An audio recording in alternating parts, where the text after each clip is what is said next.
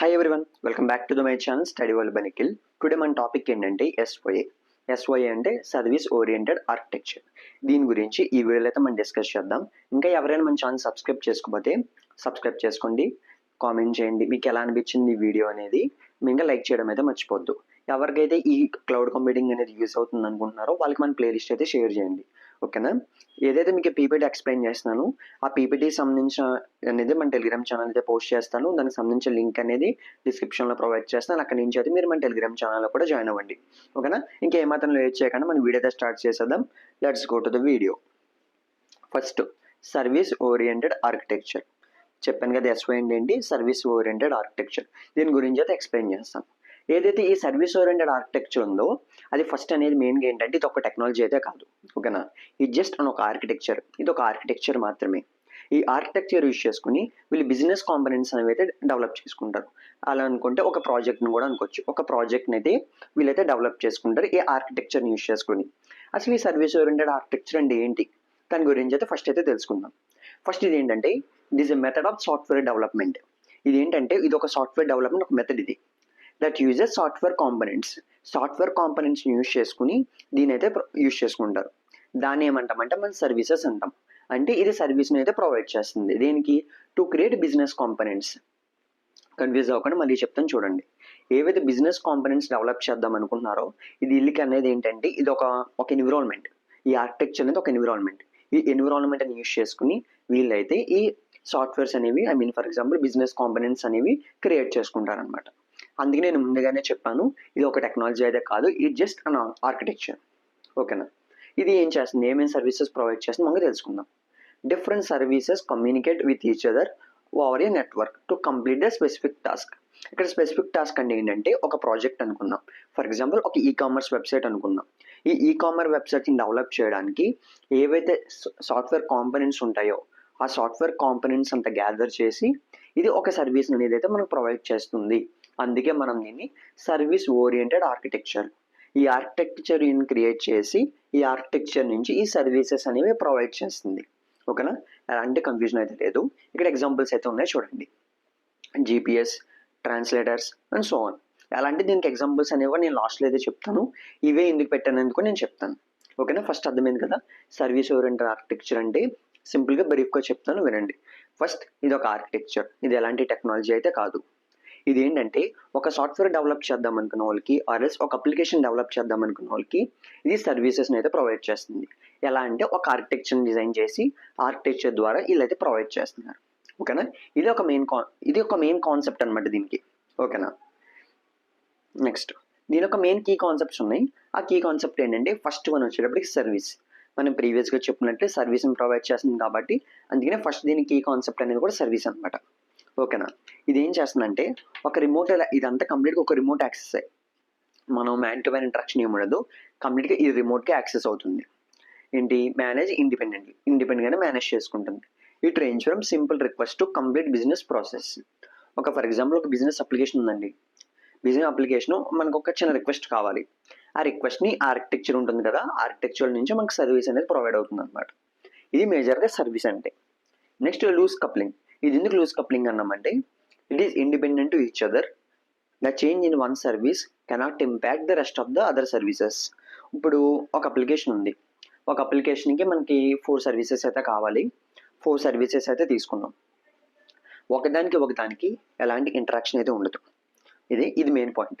ఒకదానికి ఇంకో దానికి ఎలాంటి డిపెండెన్సీ ఉండదు.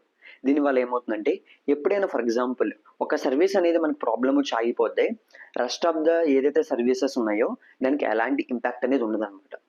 దీని యొక్క మెయిన్ కాన్సెప్ట్, ఓకేనా. నెక్స్ట్ వచ్చేటప్పటికి అంటే రీయూజబిలిటీ.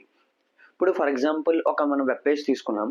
ఈ వెబ్ పేజ్లో ఫర్ ఎగ్జాంపుల్ నావిగేటర్ అనేది మనకు ఒక పేజ్లో వచ్చింది, ఇంకో పేజ్లో కూడా కావాలి. ప్రతిదానికి ఇంపోర్ట్ అయితే చేసుకోం కదా సపరేట్గా ప్రతిదానికి. ఇలాగ ఏంటంటే ఇది రీయూజబిలిటీ కలిగి ఉంటుంది. ఎప్పుడైనా ఒక ఎస్ఓఏని ఒక సర్వీస్ని కానీ మనం యూజ్ చేసుకున్నాం అనుకోండి, అది కంప్లీట్గా రెస్ట్ ఆఫ్ ద అప్లికేషన్ ఎప్పుడైనా మనం యూజ్ చేసుకోవచ్చు. దీనివల్ల ఏమవుతుందంటే రెడెండెన్సీ అనేది తగ్గుతుంది, ఓకేనా. అందుకని అన్నాం దిస్ రిడ్యూసెస్ రెడెండెన్సీ, ఓకేనా. మెయిన్గా దీని బెనిఫిట్స్ ఏంటి, దాని బెనిఫిట్స్ గురించి అయితే డిస్కస్ చేద్దాం. First, scalability. ఎప్పుడైనా మనకు సర్వీసెస్ కావాలంటే సర్వీసెస్ తీసుకోవచ్చు, ఆర్ఎల్స్ మనకు వద్దనుకుంటే మనం వదిలేయచ్చు. ఓకేనా. మనకి స్కాలబిలిటీ అనేది ఉంటుంది. కాస్ట్ ఎఫిషియన్సీ, ఎందుకంటే ఏదైతే సర్వీస్ ఉందో ఆ సర్వీస్ని మనం కంప్లీట్గా కొననవసరం లేదు. ఇప్పుడు ఫర్ ఎగ్జాంపుల్ మనకి సర్వర్స్ కావాలి, సర్వర్స్ మనం కొన్నామా లేదు, కంప్లీట్గా సర్వర్స్ కొనాలంటే ల్యాక్స్ ఆఫ్ కాస్ట్ ఉంటుంది.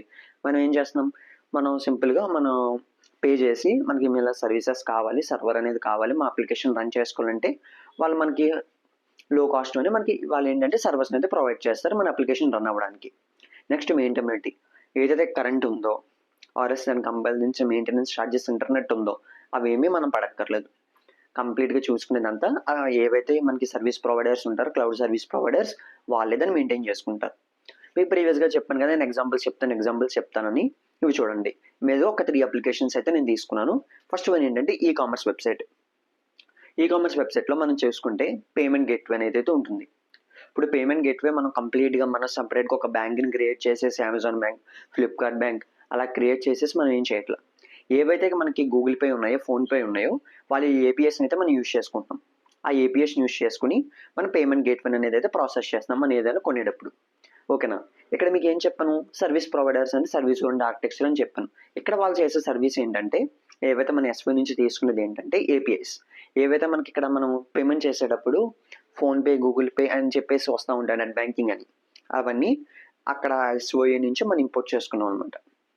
ఓకేనా. అది ఫస్ట్ అప్లికేషన్, అంటే ఎస్ఓకి ఎగ్జాంపుల్గా తీసుకుందాం. నెక్స్ట్ ఏంటంటే banking and finance service.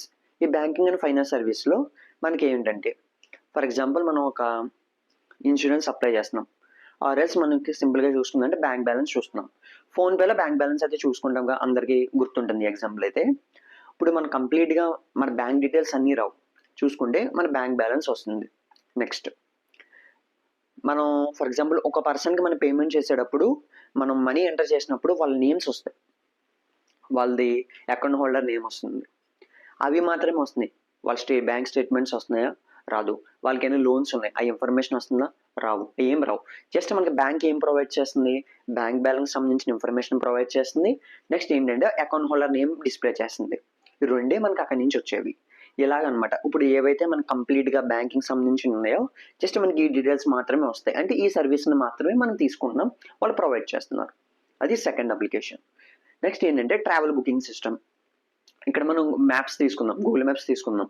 For example Ola అనే కంపెనీ ఉంది, మనకి బైక్స్ అని రన్ అవుతూ ఉంటాయి, బైక్ సర్వీస్ని ప్రొవైడ్ చేస్తుంది. అక్కడ ఏంటంటే మనం డిస్టెన్స్ ట్రావెల్ చేసేటప్పుడు మనం గూగుల్ మ్యాప్స్ని యూజ్ చేసుకుంటాం. ఆ గూగుల్ మ్యాప్స్ ఏమవుతుంది, మనకి స్క్రీన్ మీద డిస్ప్లే అవుతుంది, మనం ఫ్రమ్ టు అని కొడుతుంటే వెళ్ళిపోతున్నాం. ఈ ఓలా వాడు అనేది డెవలప్ చేశాడు దీన్ని కంప్లీట్గా మ్యాప్స్ని, లేదు, సింపుల్గా ఆ గూగుల్ అనే వాళ్ళ దగ్గరతో మాట్లాడి వాళ్ళు ఈ సర్వీస్ని అయితే తీసుకుంటున్నారు. ఇలా ఏవైతే ఎంటైర్ అప్లికేషన్ ఉంటుందో, అప్లికేషన్ సంబంధించిన ఏవైతే మనకి సర్వీసెస్ కావాలనుకుంటున్నామో అవన్నీ మనకి ఈ ప్యాటర్న్లో ఈ ఎస్వై నుంచి అయితే మనకి సర్వీసెస్ అన్నీ వస్తాయి అన్నమాట. అందుకనే మనం ఏమన్నామంటే సర్వీస్ ఓరియంటెడ్ ఆర్కిటెక్చర్. ఓకేనా. That's all of this video. Service oriented architecture అంటే మెయిన్గా గుర్తుపెట్టుకోవాల్సింది ఏంటంటే, మనం సర్వీస్ తీసుకున్నాం ఒక అప్లికేషన్ డెవలప్ చేయడానికి. ఈ పాయింట్ని అయితే గుర్తుపెట్టుకుంటే కంప్లీట్గా మీరు గుర్తుపెట్టుకుంటే ఇవన్నీ అయితే ఈజీగా అయితే రాయొచ్చు. ఓకేనా. That's all about this video friends. ఇంకేమైనా డౌట్స్ ఉంటే కామెంట్ సెక్షన్లో మెన్షన్ చేయండి. జస్ట్ ఒకసారి ఏంటంటే, అందరికీ తెలిసిన కాన్సెప్టే, రియల్ లైఫ్లో అందరూ యూజ్ చేసే కాన్సెప్టే, బట్ ఏంటంటే పర్టికులర్గా ఇలా తెలియదు అంతే, జస్ట్ దానివల్ల కొంచెం కన్ఫ్యూజన్ ఉంటుంది. ఒకసారి మీరైతే ఒకసారి రికాల్ చేసి చూస్తే వీడియోని మ్యాక్సిమం నేను 90% డౌట్స్ అనేది అయితే క్లియర్ అయిపోతాయి. మ్యాక్సిమం రాదని అనుకుంటున్నాను. That's all about this video. ఎవరికైనా ఈ వీడియో యూజ్ అవుతుందంటే ఈ ప్లేలిస్ట్ అయితే షేర్ చేయండి, వాళ్ళకైతే యూజ్ అవుతుంది. మన ఛానల్ అయితే సబ్స్క్రైబ్ చేసుకోవడం అయితే మర్చిపోద్దు ప్లీజ్. ఇదే నాకు చేసే మీరు ఒక మేజర్ హెల్ప్.